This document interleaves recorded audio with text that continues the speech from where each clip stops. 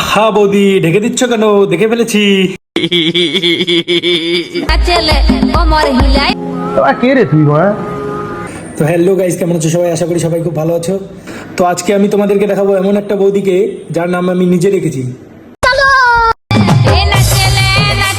এই যে এটাই হলো সেই বৌদি, আর এই বৌদির নাম রেখেছি আমি দামড়া বৌদি। দামড়া বৌদি। মানুষ কত বড় বোকাচোদা হলে এই সমস্ত কাজ করতে পারে। लेकिन एक सेकंड আহা বৌদি ঢেকে দিচ্ছ কেন? দেখে ফেলেছি। বিশ্বাস করো গাইজ, এই দামড়া বৌদিকে দেখে আমি পুরো ফিদা। क्या कहना क्या चाह रहे हैं भाई आप? তো বৌদি, তোমার জন্য একটা শায়রি।